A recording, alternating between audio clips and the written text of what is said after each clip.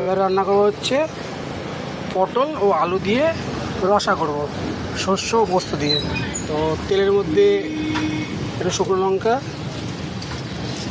আর 5 ফোড়ন দিয়ে দিচ্ছি।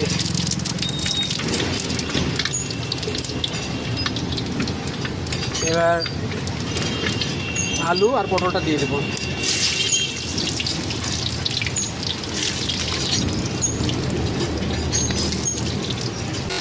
এবার এটাকে ভালো করে নাড়বো। এখন এটাকে হালকা করে তেলে ভাজা ভাজা করবো, তারপর এর মধ্যে লবণ হলুদ দেবো আর সর্ষে ও পোস্ত বাটাটা দেবো।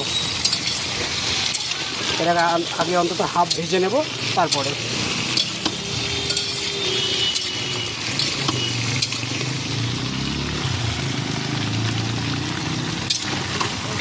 দিয়ে দিলাম, দিয়ে এখনও নাড়বো, এটা একটু ভাজা ভাজা হয়।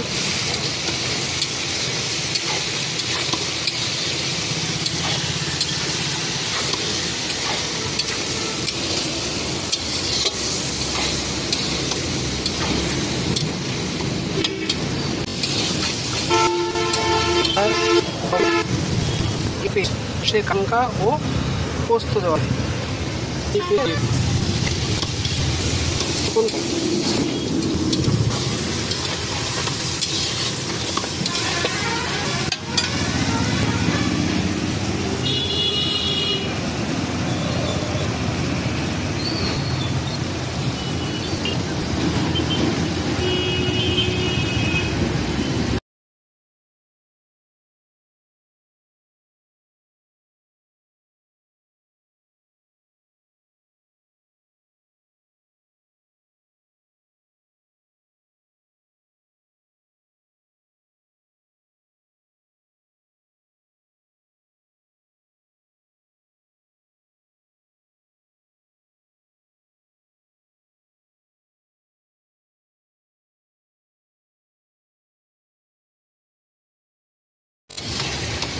কষা হলে ফের এই জলটা দিয়ে দেবো।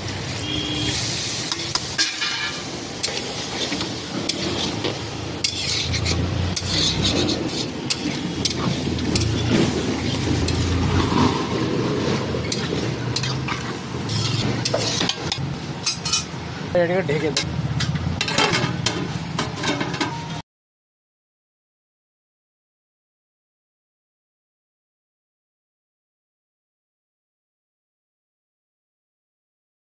এবার একটু ঢাকাটাকে খুলে নেব।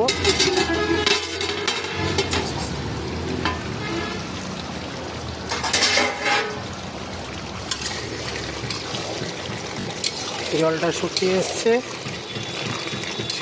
আর সেদ্ধটাও হয়ে গেছে, তো আরেকটু জলটাকে কমাবো।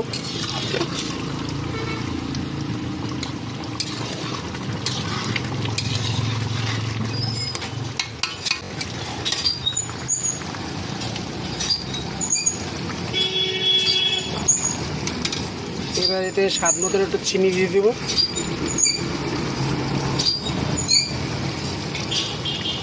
আর ঘিটা দিয়ে দেবো। এবার নেড়ে চেড়ে নামিয়ে দেবো। হচ্ছে আমার আলু আর পটল রসা ফাইনালি কমপ্লিট।